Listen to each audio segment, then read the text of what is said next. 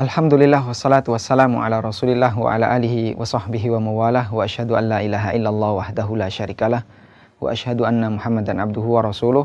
Pemirsa yang berbahagia, kita akan melangkah ke pelajaran berikutnya, yaitu Bina'ul Af'al.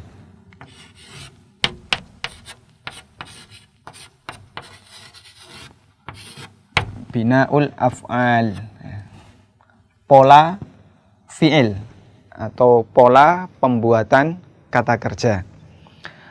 Sebelumnya kita pernah membahas tentang pembagian fi'il dalam ilmu shorof. Ada yang fi'il mujarrad dan ada yang fi'il mazid. Ya, ada yang mujarrad dan ada yang mazid. Mujarrad artinya seluruh susunan fi'il itu adalah huruf asli. Sedangkan mazid, susunan fi'il madinya, di sana ada huruf ziyadah, ada huruf tambahan. Di kesempatan kali ini kita akan memfokuskan untuk fi'il mujarrad terlebih dahulu. Kemudian kita tadi sudah mengenal, atau kita sebelumnya sudah mengenal tentang huruf illah, yaitu alif, waw, dan ya. Ya. Dengan modal dua ilmu ini, kita akan mengenal tentang Bina'ul Af'al. Ya, saya hapus. Baik, pemirsa yang berbahagia, dilihat dari ada dan tidaknya huruf illah, Bina'ul Af'al itu bisa kita kelompokkan menjadi dua. Ada bina as-sahih, ada bina sahih, dan ada bina al-mu'tal. Ada bina sahih dan ada bina mu'tal. Namanya saja sahih. Sahih artinya sehat. Berarti dia bersih dari yang namanya penyakit. Disebut sebagai bina sahih ketika ma khala tarkibuhu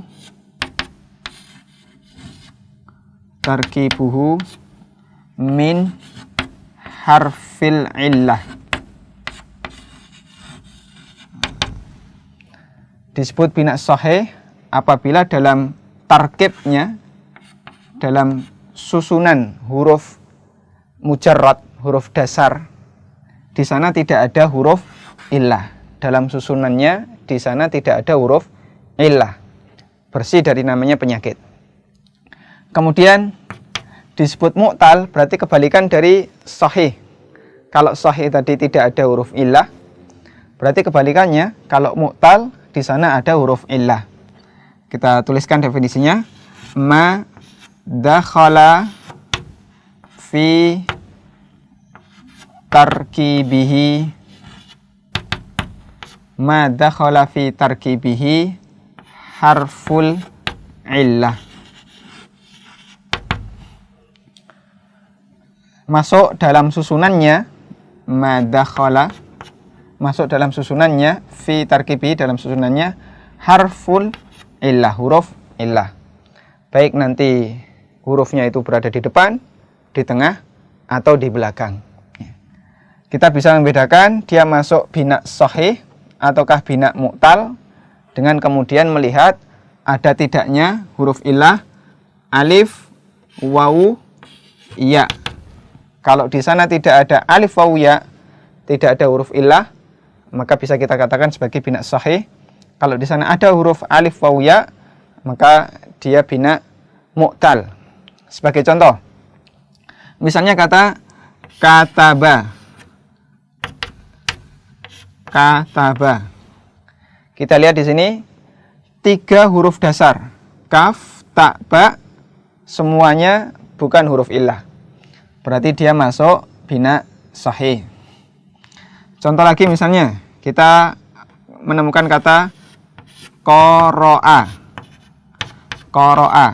3 huruf dasar, qaf, ra, hamzah. Ya, ini beda dengan alif. Hamzah bukan alif, ya. Berarti dia masuk huruf bina sahih. Atau misalnya lagi nasara. Nasara. kemudian zahaba, kemudian jalasa. Ya. Kataba menulis, qara'a membaca, nasara menolong, zahaba pergi, jalasa artinya duduk. Semuanya bersih dari huruf illah. Kemudian contoh yang dia bina mu'tal, yang di sana ada huruf illahnya. Misalnya untuk bina mu'tal yang huruf illahnya di depan. Contohnya kata wa'ada. Ada huruf illah di depan, yaitu wa. Atau wado'a. Ada huruf illah di depan. Wado'a. Ada huruf illah di depan. Contoh yang lain kalau huruf ilahnya di tengah. Misalnya kola. Huruf ilahnya di tengah. Ja'a. Huruf ilahnya di tengah. Kita kasih tanda waw huruf ilah. Di sini alifnya huruf ilah. Ya. Huruf ilahnya di tengah. Kemudian contoh yang huruf ilahnya di belakang. Misalnya qadha. Qadha. Ya. Atau contoh yang lain misalnya ro'a. Ro'a. Atau rodiya. Radiyallahu anhu wa radu'an. Ya. Di sini ada huruf ilah ya di belakang. Kemudian kalau qadha, ini aslinya huruf ilahnya adalah alif. Huruf ilahnya alif. Tapi kenapa ditulis seperti ini? Ya. Nah, karena dalam istilah shorof sering diistilahkan dengan alif bengkong. Alif yang ditulis seperti ya. Tapi kalau kita baca di sini bukan ya tapi alif, maka kita baca panjang. Qadha bukan qadaya. Kemudian di sini ro'a bukan ro'aya. Kemudian ditulis seperti ini karena nanti dia bisa berubah menjadi ya ketika dia menjadi pola kata yang lain, menjadi sigot yang lain. Misalnya nanti dia menjadi qadha artinya memutuskan. Orang yang memberi keputusan kita sebut qadhi. Nah, di situ jadi ya. Nanti kalau dia mansub qadhiyan. Sehingga kita tulis seperti huruf ya, padahal di sini huruf ilahnya adalah jenis alif. Nah, kita bisa membedakan antara contoh jenis pertama dengan contoh jenis kedua. Yang jenis pertama semuanya tidak ada huruf ilah sehingga disebut sebagai bina sahih, bina yang sehat, tidak ada ilahnya, tidak ada penyakitnya. Kemudian contoh yang kedua semuanya ada huruf ilah, ada yang di depan, ada yang di tengah, dan ada yang di belakang, sehingga dia disebut sebagai bina mu'tal.